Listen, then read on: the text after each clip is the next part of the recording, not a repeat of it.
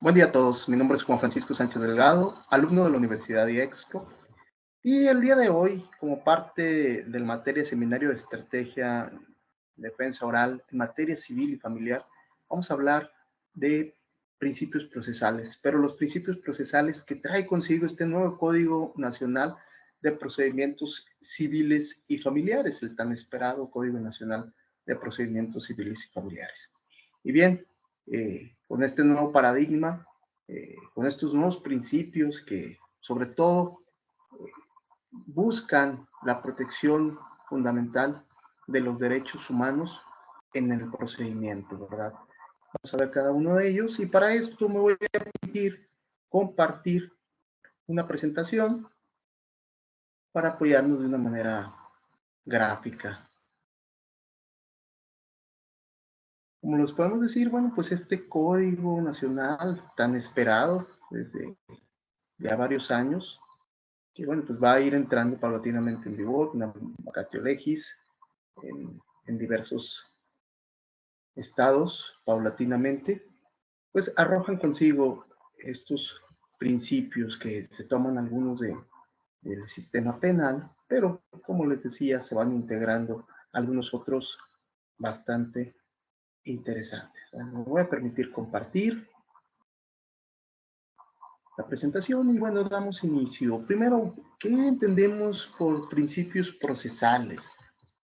Bueno, los principios son aquellas premisas máximas, fundamentales que van a regular, estructurar las diferentes fases procesales.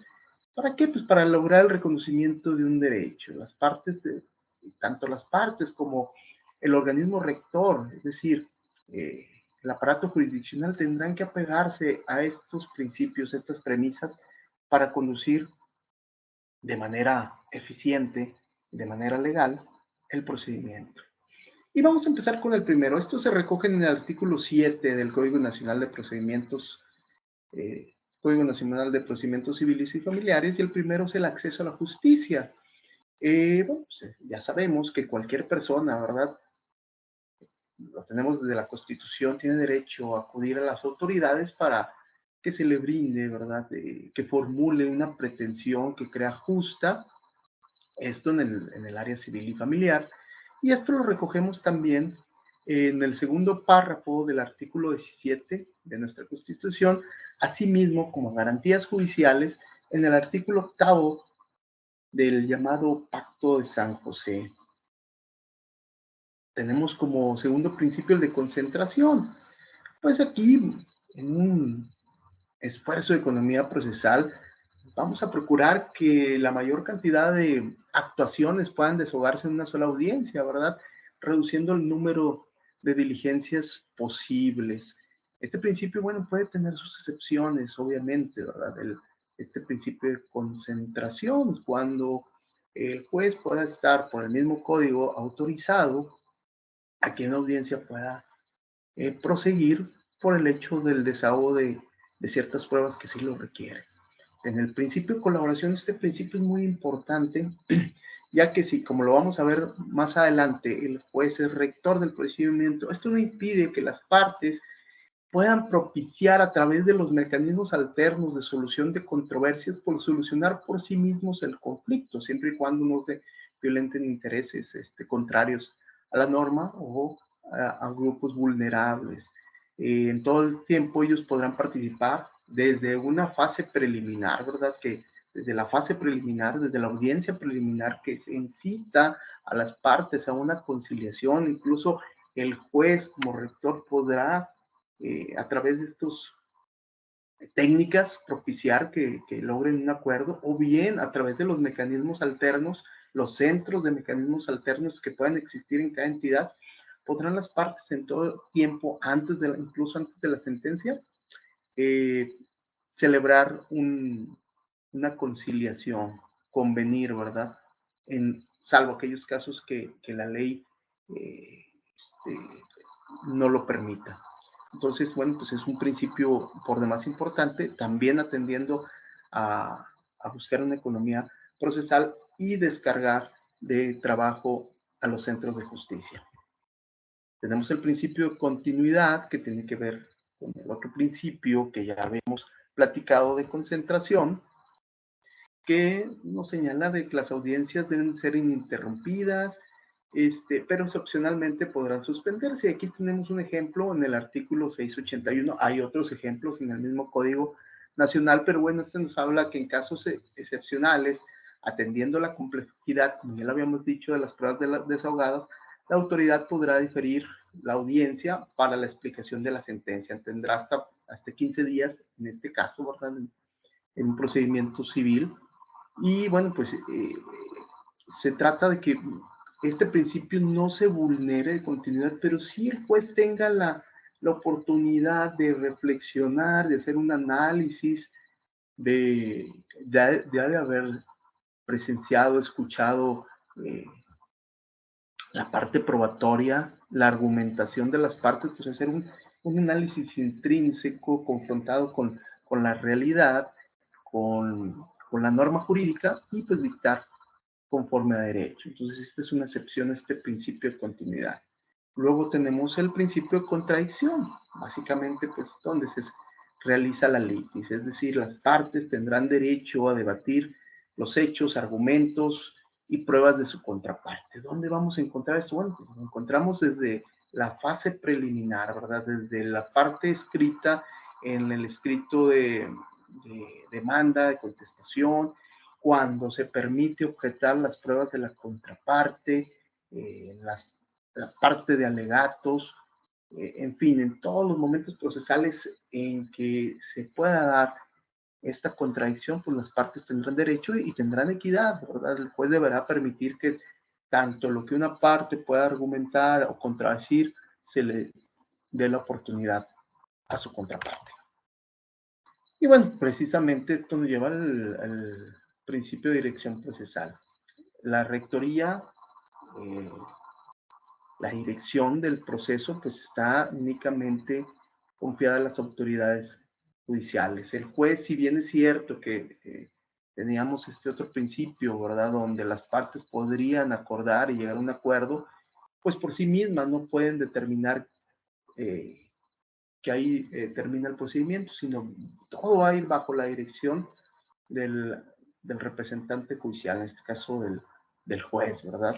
Tendrán entonces que, aunque acuerden, esta dirección procesal y esta aprobación o ratificación del convenio pasar por la parte judicial.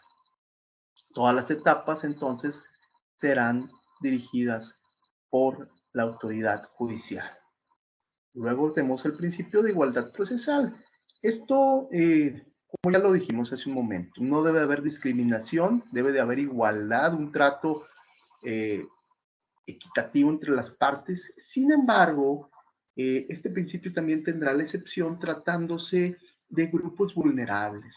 Primero, cuando se involucren derechos de niños, niñas, sabemos que hay un interés superior del menor, pero también de grupos sociales en esta situación de vulnerabilidad, que precisamente deberán tener un trato acorde a su condición, ¿verdad? Ya sea física, psicológica, que forzosamente el aparato jurisdiccional tendrá que apoyarlos para no estar en una situación de desventaja en frente de su contrario. Tenemos el principio de inmediación, que bueno, pues es el contacto directo que deberá tener el juez con cada una de las partes en cada una de las etapas. Aquí se habla mucho, por ejemplo, de ese llamado en el argot jurídico alegato de oreja, ¿verdad? Que va a una parte y trata de que fuera de las actuaciones judiciales convencer al juez con su argumentación. Bueno, pues el juez deberá darle las mismas oportunidades a las partes de manifestarse en derecho y pues, no deberá haber ninguna clase de discriminación. Debe haber un contacto personal y directo. El interés superior de la niñez, muy, muy trascendental, que lo vemos, bueno, desde el artículo 4 de la Constitución y diversos tratados y convenciones internacionales. Pues el juez en todo momento deberá observar que debe prevalecer el derecho de los niños, niñas y adolescentes sobre otros derechos. Aquí vamos a encontrar una ponderación de derechos que deberá de hacer el juzgador. ¿Para qué? Para beneficiar en todo momento el interés superior del menor. Y como les decía, estas son medidas que debe de tomar el juzgador.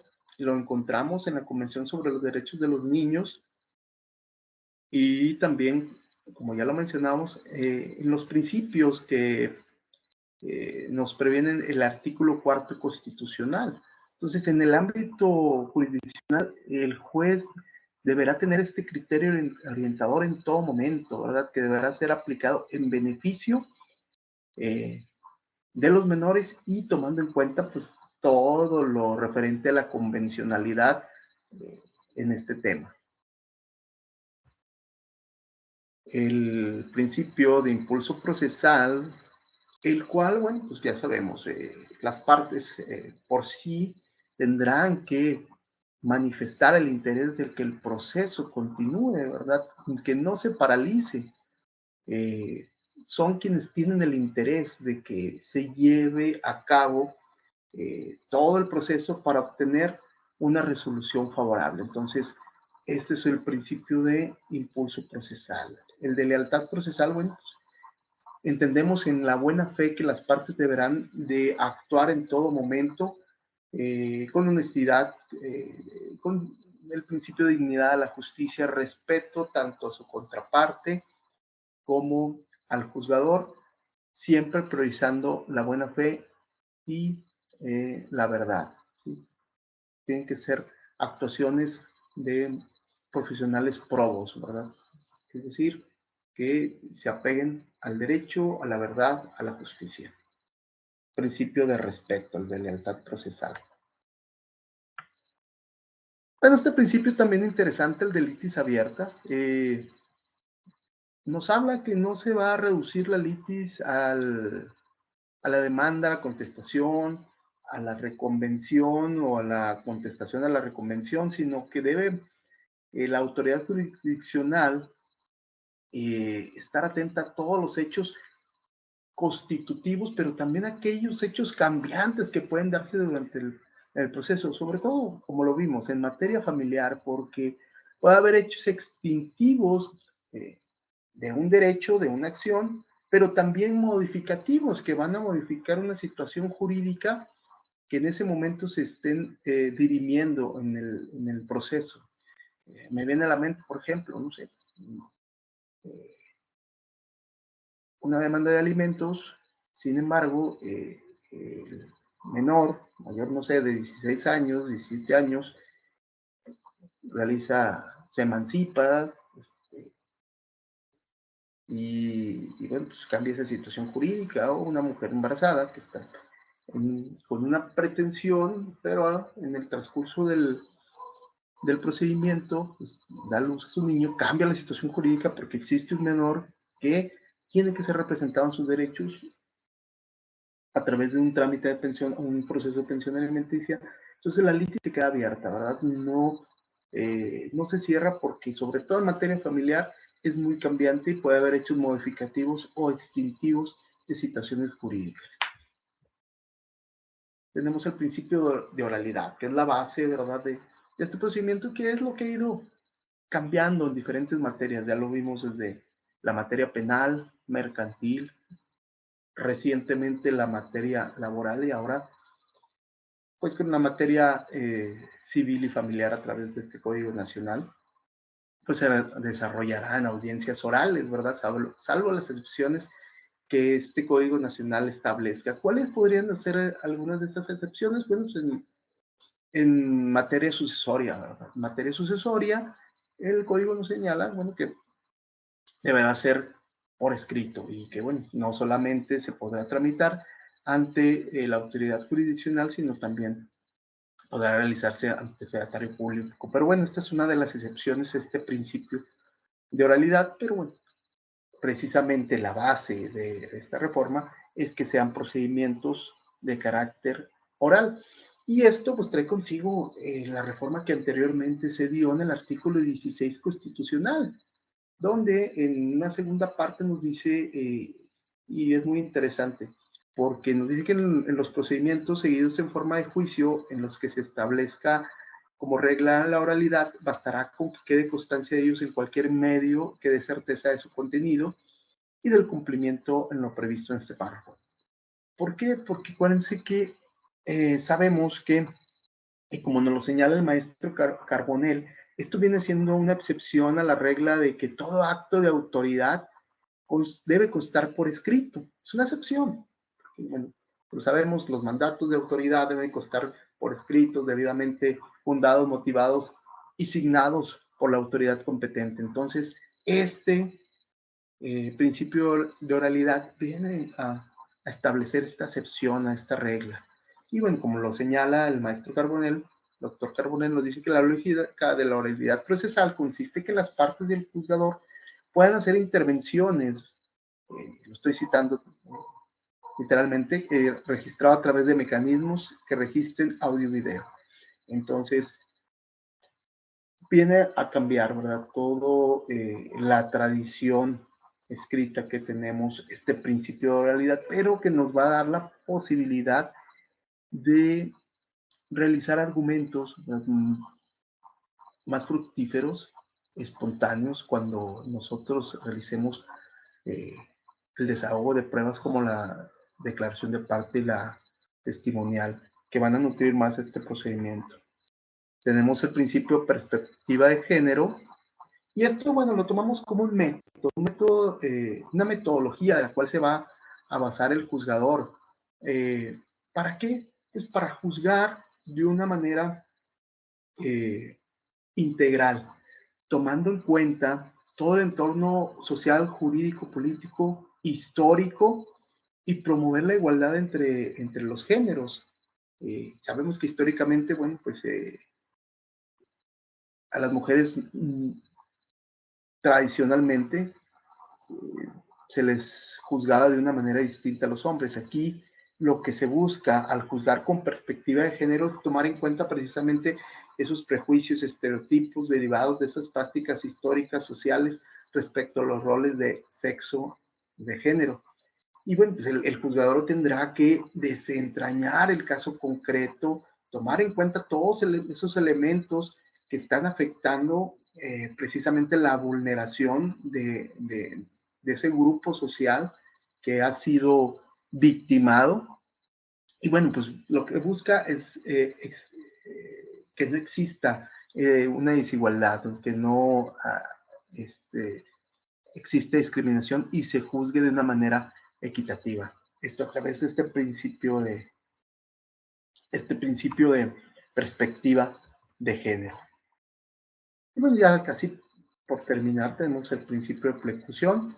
Si no ejercemos nuestro derecho en el momento procesal oportuno, si no realizamos el acto procesal que en ese momento se nos dicta en tiempo y forma, ya no tenemos la oportunidad de ejercerlo. Si nosotros llegamos tarde al desahogo de una audiencia testimonial, pues ya habremos perdido el derecho para posteriormente ejercerlo. En el principio de privacidad, esto se da en materia familiar, precisamente por la sensibilidad de los casos que se están tomando. Máxime estamos hablando de que están involucrados menores. Entonces, por tanto, en materia familiar, el acceso a las audiencias quedará reservado únicamente a las partes y a quienes deban comparecer a ella conforme a la ley. ¿Quiénes podrán comparecer a ella además de las partes? Pues obviamente los peritos, los expertos, ¿verdad? Que van a auxiliar a la justicia, los testigos, pero básicamente en materia familiar no será público, ¿verdad? Será privado las audiencias en este orden.